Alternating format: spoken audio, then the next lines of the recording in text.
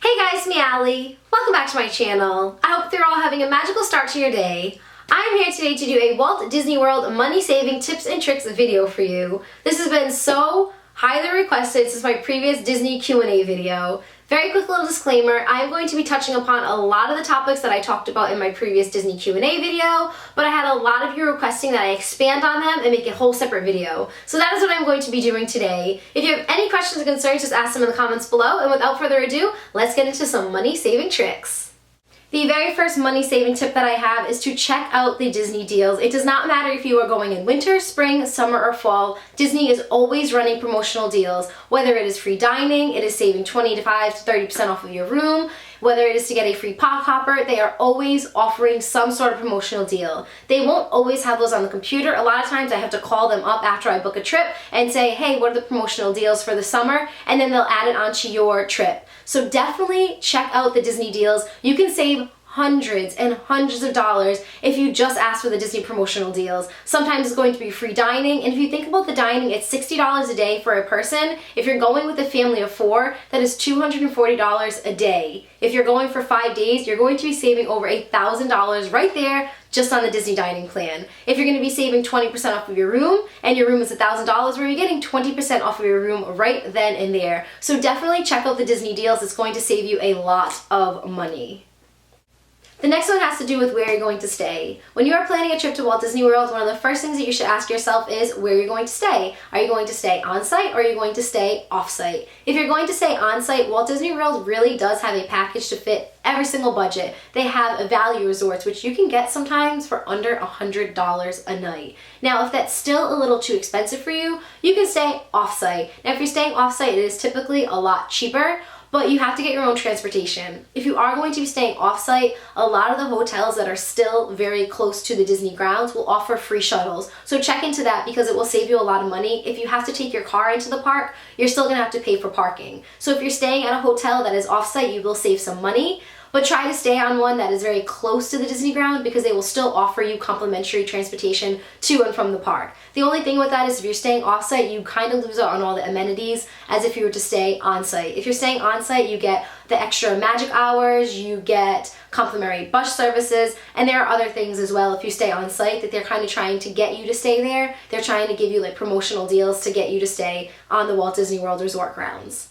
This next one I'm going to break down into 2 parts because it has to do with the Disney dining plan, and there is always that constant debate on whether or not the Disney dining plan is worth it or if it is a ripoff. Now, I am personally on the side that says it is so totally worth the money. If you are a big eater like myself and you love to go to Walt Disney World and eat all the snacks and eat at the quick service restaurants and eat at the table service restaurants, then the Disney dining plan is your option. The Disney dining plan is $60 a day for adults and $40 a day for kids, I believe 12 and under. Now what that is going to give you is a snack a day, a quick service a day, and in that quick service you're going to get a meal, a drink, and a dessert. You're also going to get a table service meal a day, which is again a meal, a drink, and a dessert. Think about if you go to these table service restaurants, again, if you are a big eater, this is for you, and you go to these table service restaurants, some of the meals at these table service restaurants range anywhere from like $25 to sometimes $40 for just the meal. If you are doing this Disney dining plan, you get that $40 meal or $25 meal or whatever the price of the meal is. You also get a dessert and you get a drink. You're talking about $45 just then and there for dinner. Again, you also get your quick service and you get your snack. So for me, I like to order the higher options, the bigger options, the options that are a little bit more expensive on the menu. I personally always go for those because if I'm getting the Disney dining plan, get every single bang for your buck. Now on the other hand, if you're not a big eater and you usually go to these restaurants and get like a salad or you just get a soup, then the Disney dining plan is probably not for you. I would suggest that if you're not a big eater, don't do the Disney dining plan. You'll save yourself a lot of money. Now, if you are not a big eater, either buy it as you go, maybe just get quick services, or you can always just bring your own food into the park. You can go to some grocery stores outside the park and stock up on food. You can bring your breakfast into the park, your lunch, your dinner, your snacks. You can bring any of that food into the park as long as it makes it through security. So really weigh your options out. Do your research on this. If you're a big eater, I highly, highly, highly suggest the Disney dining plan because it always saves me a lot of money. And if you're not really a big eater, don't do the Disney dining plan. Just bring food with you or pay as you go. Now, one more thing, this doesn't necessarily save you any money, but with the Disney dining plan, you have to pay for it before you go on your trip. So again, it's not going to save you any money, but when you go on your trip, it's already paid for, and that's always so nice for me that I don't have to worry about $40 here, $50 here, $60 there. It's all paid for. So it's really awesome for me, and just do your research. It could really save you a lot of money. To stay on the topic of food, another way to save a penny or two if you are not doing the Disney dining plan is to order off of the kid menu. At every single quick service location, you are allowed to order off of the kid menu. It is usually almost half the price of the adult meal, and you still get a large portion of food. Disney is pretty much known for not skimping you on their portions, or at least I personally think so. I've seen kids' meals before, I've been with kids before, and their meals are still rather large. So if you're not super hungry and you don't want a full meal, order for the kids menu. Another thing that you can do if you go to a table service, I believe they still do this, you can order one meal to share. Now sometimes they upcharge you like $2 for the extra plate if you're going to share a meal, but the meals at the table service restaurants are typically huge. So if you're trying to save $1, or again, you're not really that hungry, but you still want to go to these sit-down restaurants, share a meal with a friend, and then it's going to cost you basically half of the amount of money, and you're still going to get a decent amount of food. This next one doesn't really apply to me, although I really wish it did. I am a teacher and I only have so many months that I can go per year, but if you have the flexibility of going to Disney World at any time throughout the year, go during their off season. During their off season, it is significantly cheaper. During the summer, during December, during New Year's Eve, that is their peak time, and they raise their prices a lot because they can. That is the time that everybody wants to go to Walt Disney World. If you have the flexibility of going in February or you're going during their off season, it is going to be so much cheaper, not only for the parks, but for the rooms, for the food. Well, I don't know about for the food, but pretty much everything else is going to be a lot cheaper. Go during their off season, do some research. You can call any representative and ask them when their off season is. They will tell you right away. I just Google, just because I do this for fun sometimes, and I try to see if I can squeeze a tiny little trip in here and there. If you Google Disney's off season, they will tell you the months that are typically the cheapest and the least crowded, excuse me. So check into their off season if you have the flexibility of doing that, because it will save you hundreds and hundreds of dollars.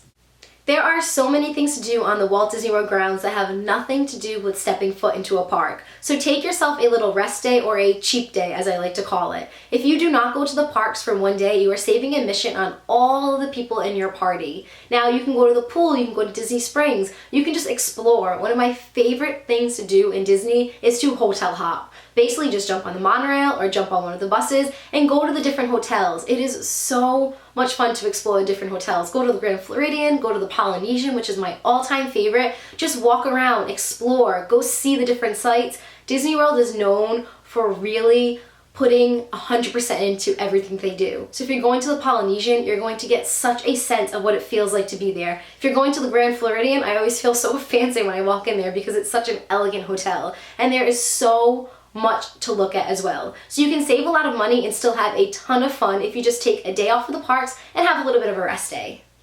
The next thing is, if you can do without the park hopper, cut out the park hopper out of your budget. Now, I personally am a huge fan of the park hopper, whether I go for 2 days or I go for an extended stay of like 7 days or more. I always have to get the park hopper because I like to go to more than one park in a day. If you and your family are fine with just doing one park a day and making the most out of Magic Kingdom for a day, and then going to Epcot the second day and making the most out of Epcot, cut out the park hopper. It is really expensive to add the park hopper on for just one person. Now imagine if you're doing that for a family of 5, a family of 7, etc. You're going to be saving yourself sometimes like $700 if you just cut the park hopper out. And you can still make an amazing magical trip of just going to one park a day. Plan it all out and start your day at the beginning and ask yourself what you want to do for that entire day and make the very most out of it. And then plan for your second day in another park, plan for your third day in another park, and so on and so forth.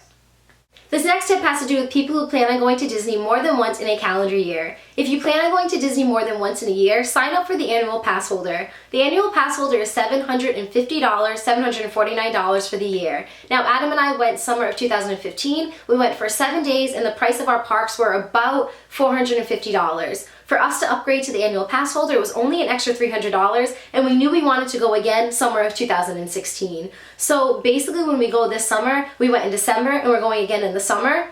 our whole parks were paid for. Not your hotel and not your flight, of course, but the parks itself is paid for. It's going to save you a lot of money. Now, the only thing with that is you have to do it during your stay. So when we went in the summer, we had to do it the very last day of our trip. You cannot go home and say, oh, you know what, I'm planning on going again during this calendar year, let me call up. They won't let you upgrade. You have to do it while you're in the parks, and it has to be at one of the parks. So it has to be either in Magic Kingdom, Hollywood Studios, Epcot, or Animal Kingdom. You can also upgrade in Disney Springs. So I don't know, if you plan on going more than once in a year, you're going to save a lot of money. If Adam and I didn't upgrade to the annual pass holder, we paid that extra $300, and now we can go however many times we want for the entire year. If we didn't do that, we would have had to pay $300 when we went in December, and then another $450 when we go this summer. So it really does save you money.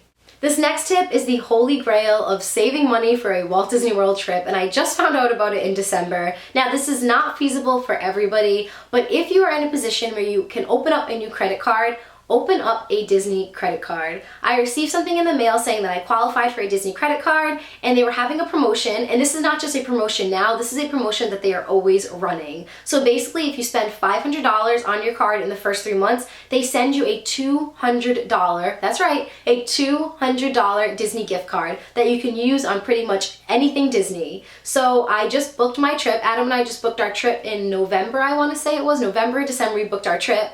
I qualified for the Disney credit card. I got approved. They sent me the credit card. I swiped, or I charged $500 to my trip, and then they sent me a $200 gift card, which I used to pay for more of my trip. So my trip this summer, I think, is costing like a little more than $1,000. I charged the $500, which I had to pay regardless, and then they sent me $200 that I just basically charged, and I got $200 off of my trip for doing nothing but just paying my trip. So again, I know that's not feasible for everybody, but if you are in a position where you can open up a credit card, try to contact Disney. I think it's through Chase Visa. That's who the Disney credit card is through. Contact them. They're always running promotion like that, and you can save $200 off your trip right then and there. You can use that on souvenirs, you can use it to pay off your trip, you can use it at the hotel, etc. These next two are tinier little tips and tricks, but they will definitely save you a lot of money in the long run. The first one is to bring your own ponchos. It is going to rain if you go to Disney World. It does not matter if you're going in June, if you're going in March, if you're going in December, you're going in September. It does not matter. It will most likely rain at least once on your trip. Ponchos at Disney World are between $7 to $15. I don't know the exact price because I've never bought one there before, but think about if you're going with a family of 4, that's a lot of extra money. If you are going even with just a party of 2, that's extra money that you could use for food, for souvenirs, or just to have in your pocket. You can get ponchos at the dollar store. They're not going to be the best quality, but they're going to get the job done. The next thing that I can suggest, highly suggest, is do not buy water bottles from Walt Disney World.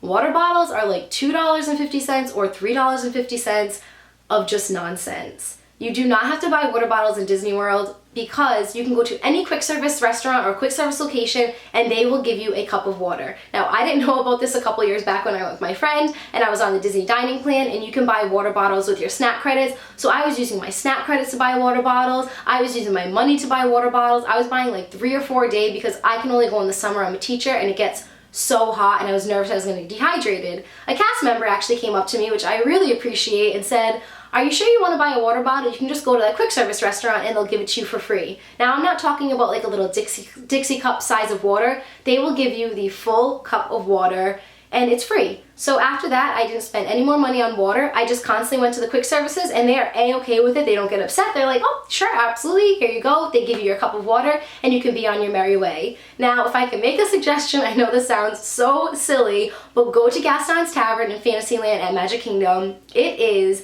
I don't know what they do to this water, but it is the most like crisp, refreshing, just amazing water I've ever had. And again, they give you a cup like this big. So go to the quick services. It will save you oodles and oodles of money. These next two have to do with parents. If you are a parent bringing your child into the park or your children into the park, there are several things that you can do to save a little bit of money. One of the first things to do is to bring your own autograph book. Make your own autograph book. I mentioned this in several of my videos before, but autograph books at Walt Disney World are like $8 to sometimes upwards of $20, depending on how fancy you want that autograph book to be. You can make your own for like under $2. go to the Dollar Tree, get one of the nice cardstock notebooks. They have the tiny ones like this big. Go to Michael's, buy some fancier cardstock, glue it on, and boom, you have an autograph book for under $2. I think one of the best souvenirs that a kid can bring home is an autograph book, because every time they open it up and they see that autograph from Cinderella or from Winnie the Pooh or any of the characters on the park, it automatically brings back awesome memories of their trip. So make your own autograph book. It's going to save you a lot of money. The next thing is souvenirs. Bring your own souvenirs. Now, I do not have kids, so this doesn't really apply to me, and I've never done this before, but I do have friends who have done this before. Now, souvenirs, I am not ashamed to say it, I love shopping at Walt Disney World, but souvenirs are so stinking expensive at Walt Disney World. Again, I am not ashamed to say it because they're so overpriced. Now, if you have like a couple of kids that you're going with, shop before. Go on Amazon, buy some souvenirs, bring them in your suitcase, and give them to your kids either at the hotel. You can even bring it in your backpack and give it to them right there at the park. If you're going to buy at Walt Disney World for several children, or even just for yourself, it's going to get very expensive, so do your shopping beforehand. The next one has to do with the Disney Memory Maker. I receive so many questions on my channel on whether or not I think the Disney Memory Maker is worth it, and I always respond pretty much the same. It really just depends. Now for me, I am huge into pictures. So if you are huge into professional grade pictures, yes, 100% yes, get the Memory Maker. They just dropped the price down from $179 to $149. And if you are an annual pass holder, you get it for free. Now these cast members, these PhotoPass cast members are trained to take the most amazing photos. They take about 7 photos at each spot, so you're guaranteed to get at least one that you like, and they are trained photographers, so they know what they're doing. The pictures come out phenomenal. Now, if you are going and you don't buy the Memory Maker, but you just want to buy like a picture or two, the pictures at Disney sometimes are like $30 for a picture, for like a large size picture. Sometimes you can get for like $8 a picture. But if you find like 10 or 12 of them that you really like, it just makes so much more sense to get the Disney Memory Maker, because you have access to every single photo that is taken on your trip. Now, on the other hand, if you're really trying to save some money and you don't want to spend the extra $149, just ask the PhotoPass cast members to use your own camera. Anytime you go to a PhotoPass cast member, they're going to take a picture on their camera and they're going to scan your Magic Band, but right after they're done, you can ask them to take a picture with your camera, and they never get upset about it. They are very friendly. They are trained to say, okay, because they know that not everybody's going to want to use the Memory Maker. So if you still want those amazing photos with those backdrops, whether it's in front of Cinderella's castle or it's with a character, just use your own camera. You can save the $149. It might not be as crisp because your camera might not be as professional as theirs, but you're still going to get the picture. And the very final tip that I have for you could not have come at a better time, because the sun is super going down right now and I'm using natural lighting to film. I'm sure you can tell each clip is getting significantly darker, so couldn't have come at a better time. But the very final tip that I have for you is to make yourself a little Disney saving mason jar, or a Disney saving jar. I actually made this in one of my previous Disney DIY videos, my DIY craft videos. I will just link my entire Disney playlist in the description below if you want to check out any of the things that I mentioned in this video. But this is my Dole Whip fund. Basically, what I do with this is I save any extra money that I have, whether it's $1, whether it's $20, I put it right in here.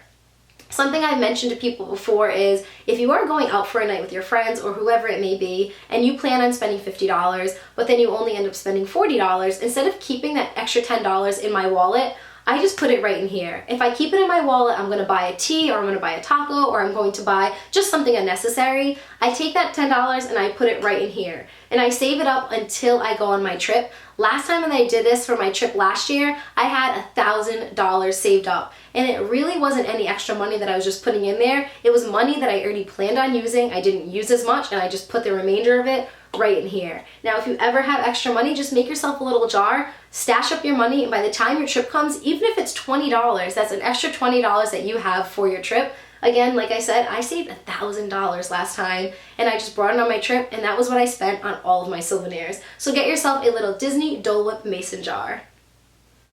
And that is it for this video. I really hope you enjoyed it. If you have any other Disney money-saving tips or tricks, please leave them in the comments below, because I would love to know them, and I'm sure everybody watching this video would love to scroll to the comments and read them as well. Thank you guys so much for watching. I love you, and I hope you're having a magical day, and I will talk to you soon. Bye, guys!